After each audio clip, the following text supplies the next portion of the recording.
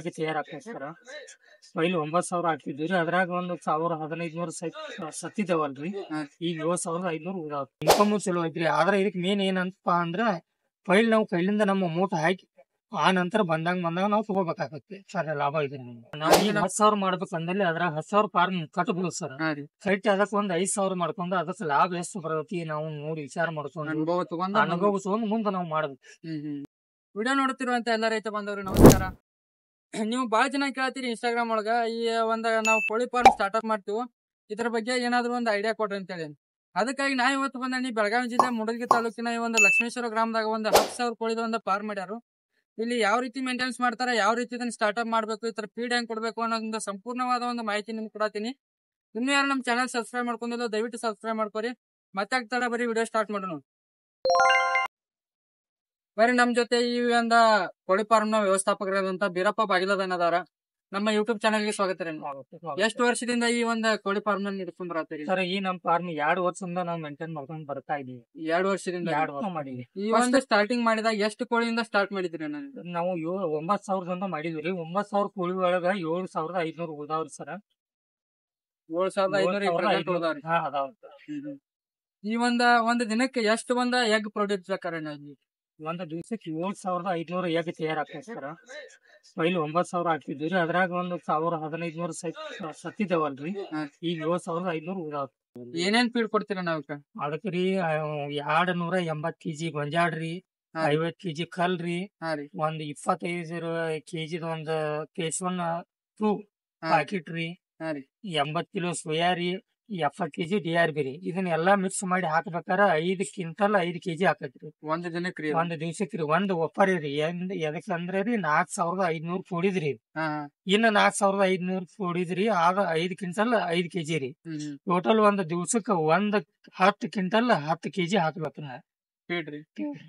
ಗೊಂಜಾಳ ಬತ್ರಿ, soya ಬತ್ರಿ, DRB ಬತ್ರಿ, ಕಲ್ಲ ಬತ್ರಿ, ಇವನ್ನೆಲ್ಲಾ ಒಂದ್ ಗಿರ್ನ್ಯಾಗ ಮಿಕ್ಸ್ ಮಾಡಿ ಹೊಡೆದು ಇಲ್ಲಿ ತಗೊಂಡ್ ಬಂದ್ ಹಾಕ್ಬೇಕಾರ ಒಂದ್ ದಿವ್ಸಕ್ಕೆ 10 ಕ್ವಿಂಟಲ್ ಬೇಕು.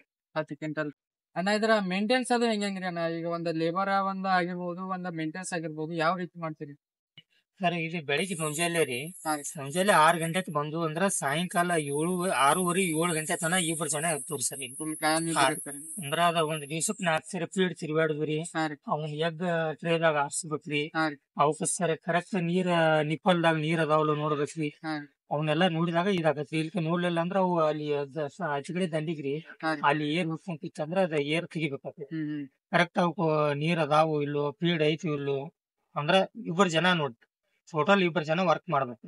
ಮತ್ ಇದರಿಂದ ರೀ ರೈತರಿಗೂ ಒಳ್ಳೇದಾಗ್ತದ್ರಿ. ರೈತರು ಮಾಡಬಹುದ್ರಿ ಇದನ್ನ. ಯಾಕಂದ್ರ ಇದಕ್ಕ ಗೊಬ್ಬರ ಉಪಯೋಗ ಆಗ್ತದ. ಮತ್ ಇದಕ್ ಇನ್ಕಮ್ ಚಲೋ ಐತ್ರಿ. ಆದ್ರೆ ಇದಕ್ ಮೇನ್ ಏನಂತಪ್ಪ ಅಂದ್ರ ಪೈಲ್ ನಾವು ಕೈಲಿಂದ ನಮ್ಮ ಮೂಟ ಹಾಕಿ ಆ ನಂತರ ಬಂದಾಗ ನಾವು ತಗೋಬೇಕಾಗತ್ತೆ ಸರ್. ಲಾಭ ಇದೆ. ಈಗ ನಮ್ಮ ಒಂದ್ ಚಾನಲ್ ಒಂದು ವೀಕ್ಷಕರು ಕೇಳತ್ತಾರಿ, ಸ್ಟಾರ್ಟಿಂಗ್ ಮಾಡ್ಬೇಕಂದ್ರ ಒಂದು ಮೊದ್ಲೇ ಬಹಳಷ್ಟ ನಾವು ಕೋಳಿ ಹಾಕಿಂದ ಸ್ಟಾರ್ಟ್ ಮಾಡ್ಬೇಕು, ಏನೋ ನಾವು ಒಂದು ಸಣ್ಣ ಪ್ರಮಾಣದಾಗ ಸ್ಟಾರ್ಟ್ ಮಾಡ್ಬೇಕು ಅಂತ ಕೇಳತ್ತಾರ ಸರ್. ನಮ್ಮ ಕಡೆ ಅಮೌಂಟ್ ಎಷ್ಟು ಇದೆಯಿಲ್ಲ. ನಾವು ಈಗ 10,000 ಮಾಡ್ಬೇಕಂದಲ್ಲಿ ಅದ್ರಾಗ 10,000 ಫಾರ್ಮ್ ಕಟ್ಬೋದು ಸರ್. ಕಟ್ಟಿ ಅದಕ್ಕೆ ಒಂದ್ 5,000 ಮಾಡ್ಕೊಂಡು ಅದಕ್ಕೆ ಲಾಭ ಎಷ್ಟು ಬರತಿ ನಾವು ನೋಡಿ ವಿಚಾರ ಮಾಡ್ಕೊಂಡು ಅನುಭವ ತಗೊಂಡು ಮುಂದೆ ನಾವು ಮಾಡ್ಬೇಕು.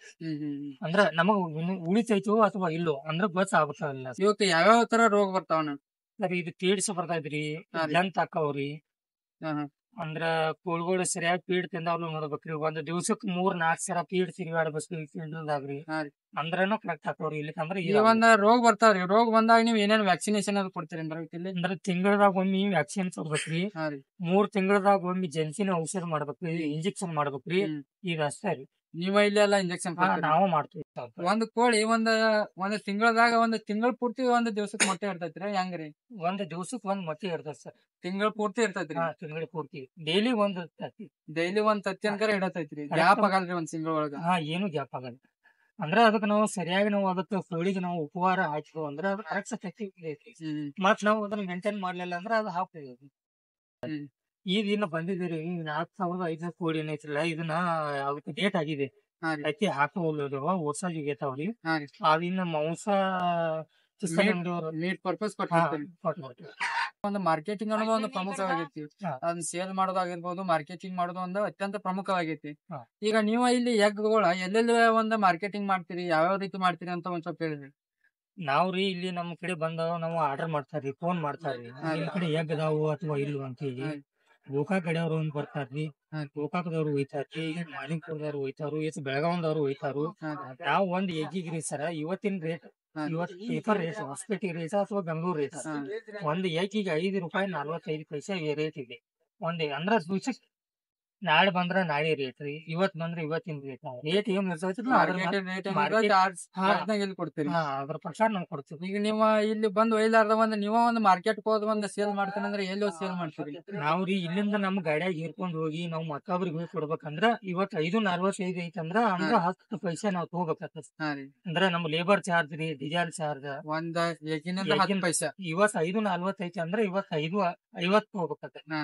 ಹೋದ ನಾವು ಅವ್ರ ಫೋನ್ ಮಾಡ್ತಾರ್ರಿ, ಫೋನ್ ಮಾಡಿದ ನಂತರ ಅವ್ರಿಗೆ ಹೋಗಿ ಕೊಡ್ಬೇಕು. ಒಂದ್ ಯುವ ರೈತರು ಈ ಒಂದ್ ಕೋಳಿ ಸೆಟ್ ಮಾಡ್ತೀನಿ ಅಂತ ಬರೋರಿಗೆ ನಿಮ್ಮಿಂದ ಒಂದ್ ಸಂದೇಶ ಕೊಡ್ಬೇಕಾದ್ರೆ ಏನ್ ಕೊಡಾಕತ್ತೀರಿ? ಅದ್ ಏನಿಲ್ರಿ, ಅದನ್ನ ಕರೆಕ್ಟ್ ಮೇಂಟೈನ್ ಮಾಡ್ಕೊತಾರ, ಲಾಭ ಅಂತೂ ಬರ್ತೈತ್ರಿ, ಅದರಿಂದ ಏನು ನುಕ್ಸಾನ್ ಇಲ್ಲ, ಲಾಭ ಐತ್ರಿ. ಆದ್ರ ನಾವು ಈಗ ಒಂದ್ ಕೋಳಿ ಫಾರ್ಮ್ ಮಾಡ್ಬೇಕಾದ್ರ ನಾವ್ ಕೈಲಿಂದ ಆಯ್ತು ಅಂದಾಗಡೆ ನಾವು ಲಾಭ ತಗೋದ್ರಿ, ಇದರಿಂದ ನುಕ್ಸಾನ್ ಅಂತೂ ಇಲ್ಲ. ಆದಷ್ಟು ಲಾಭ ಐತಿ ವಿನ ಆದ್ರ ನುಕ್ಸಾನ್ ಅಂತೂ ಇಲ್ಲ. ಈಗ ನೋಡ್ರಿ, ಕೋಳಿ ಸಾಕಾಣಿಕೆ ಒಳಗೆ 2 ಪದ್ಧತಿಗಳು ಬರ್ತಾವ. ಒಂದ ಓಪನ್ ಪದ್ಧತಿ, ಇನ್ನೊಂದ ಪಂಜರದ ಪದ್ಧತಿ ಬರ್ತಾವ. ಈ ಒಂದ ಪಂಜರದ ಪದ್ಧತಿ ಮತ್ತೆ ಓಪನ್ ಒಂದ್ ಪದ್ಧತಿಯನ್ನ ಅನುಸರಿಸಿದಾಗ ಅನುಕೂಲತೆ ಅನಾನುಕೂಲತೆಗಳನ್ನ ನೋಡಿದಾಗ ಈ ಒಂದ ಪಂಜರದ ಪದ್ಧತಿ ಒಂದು ಬೆಸ್ಟ್ ಅಂತ ಹೇಳಕ್ ಇಷ್ಟಪಡ್ತೇನೆ. ಯಾಕಪ್ಪ ಅಂದ್ರ ಈ ಒಂದು ಓಪನ್ ವಾಗಿ ಕೋಳಿ ಸಾಕಾಣಿಕೆ ಮಾಡೋದ್ರಾಗ ಯಾವ್ದೋ ಒಂದ್ ಕೋಳಿಗೆ ರೋಗ ಬಂದ್ರು ಒಂದ್ ಪಟ್ನ ಗುರ್ತಿಸಕ್ ಆಗಂಗಿಲ್ಲ, ಅದು ಜಲ್ದಿನ ಫಾರ್ಮ್ನ ಸ್ಪ್ರೆಡ್ ಆಗಿಬಿಡ್ತೈತಿ. ಈ ಪಂಜರ ಪದ್ಧತಿಯಾಗಿ ಏನ್ ಬರ್ತೈತಿ, ನಾವು ಅಬ್ಸರ್ವೇಷನ್ ಮಾಡಬಹುದು, ಪ್ರತಿಯೊಂದು ಕೋಳಿನ ಅಬ್ಸರ್ವೇಷನ್ ಮಾಡಿ ರೋಗ ಬಂದಂತ ಕೋಳಿನ ಸಪರೇಟ್ ಮಾಡಬಹುದು. ಆದ್ರ ಪಂಜರ ಓಪನ್ ಪದ್ಧತಿ ಒಳಗೆ ಏನಾಕೈತಪ್ಪ ಅಂದ್ರ ಯಾವ್ದೇ ಅದರ ರೋಗನ ಅಬ್ಸರ್ವ್ ಮಾಡಕ್ ಆಗಂಗಿಲ್ಲ, ಅದಾಗ ಸ್ಪ್ರೆಡ್ ಆಗಿ ಎಲ್ಲಾ ಕೋಳಿಗಳು ಸಾಯೋ ಸಂಭವನೀಯತೆ ಇರ್ತೈತಿ. ನೋಡ್ತಿರ್ಬೋದು, ಈ ಶೆಡ್ ನ ಯಾವ ರೀತಿ ಕಟ್ಟಾರ, ಪೂರ್ವ ಪಶ್ಚಿಮವಾಗಿ ಕಟ್ಟಾರ. ಈ ಪೂರ್ವ ಪಶ್ಚಿಮವಾಗಿ ಕಟ್ಟೋದ್ರಿಂದ ಏನೇನ್ ಯೂಸ್ ಅಪ್ಪ ಅಂದ್ರ ಈ ಸೂರ್ಯನ ಬಿಸಿಲು ನೇರವಾಗಿ ಈ ಕೋಳಿಗಳಿಗೆ ಬಿಡಂಗಿಲ್ಲ, ಮತ್ತೆ ಈ ಮಳಿ ಗಾಳಿ ಬಂದ್ರು ಈ ಕೋಳಿಗಳಿಗೆ ಡೈರೆಕ್ಟ್ ಎಫೆಕ್ಟ್ ಆಗಂಗಿಲ್ಲ. ಇದರಿಂದ ಕೋಳಿಗಳ ಆರೋಗ್ಯನೂ ಚಲೋ ಇರ್ತೈತಿ. ಅದಕ್ಕಾಗಿ ಆಲ್ಮೋಸ್ಟ್ ಎಲ್ಲಾ ಕೋಳಿ ಫಾರ್ಮ್ನವರು ಈ ಪೂರ್ವ ಪಶ್ಚಿಮವಾಗಿನ ಕಟ್ಟಿರ್ತಾರ. ಕೆಳಗಿನ ಫ್ಲೋರ್ಕ ಕೋಳಿಗೆ ಎಷ್ಟ್ ಹೈಟ್ ಇರ್ತಾರ ಅಂತೇಳಿ. ಈ ಹೈಟ್ ಜಾಸ್ತಿ ಇಡೋದ್ರಿಂದ ಏನಾಕೈತಪ್ಪ ಅಂದ್ರ ಈ ಕೋಳಿ ಹಿಕ್ಕಿ ಕೆಳಗ್ ಬಿದ್ದದ ಇನ್ಫೆಕ್ಷನ್ ಕೋಳಿಗಳಿಗೆ ಆಗಂಗಿಲ್ಲ, ಇದರಿಂದ ಅವಕ್ಕ ರೋಗಗಳು ಬಾಳ್ ಬರಂಗಿಲ್ಲ. ಮತ್ತೆ ಈ ತ್ಯಾಜ್ಯದ ವಿಲೇವಾರಿನೂ ನಮ್ಗೆ ಈಸಿ ಆಕತಿ. ಈಸಿಯಾಗಿ ಕೋಳಿ ಗೊಬ್ಬರನ ನಾವು ಹೊರಗಡೆ ತಗೋಬಹುದು. ಈ ಕೋಳಿ ಫಾರ್ಮ್ ಬಗ್ಗೆ ಸಂಪೂರ್ಣವಾದ ಮಾಹಿತಿಯನ್ನ ನೀಡಿದ್ವಿ. ಈ ಯಾರಿಗಾರ ಹೋಲ್ಸೇಲ್ ಸೇಲರ್ಗಳಿಗೆ ಎಗ್ ಅದು ಬೇಕಾದ್ರಂದ ಈ ಫಾರ್ಮಿಗೆ ವಿಸಿಟ್ ಕೊಡಬಹುದು. ಇವರ ಕಾಂಟ್ಯಾಕ್ಟ್ ನಂಬರ್ ಡಿಸ್ಕ್ರಿಪ್ಷನ್ ಹಾಕಿರ್ತೀನಿ, ಚೆಕ್ ಮಾಡ್ಕೊರಿ. ಮತ್ತೆ ಇಲ್ಲಿವರೆಗೆ ವಿಡಿಯೋ ನೋಡಿದ್ದಕ್ಕಾಗಿ ಧನ್ಯವಾದಗಳು ಅಂತ ಹೇಳ್ತಾ ಮತ್ತೆ ಮುಂದಿನ ವಿಡಿಯೋದಾಗ ಆದಷ್ಟು ಬೇಗ ಸಿಗೋಣ. ನಮಸ್ಕಾರ.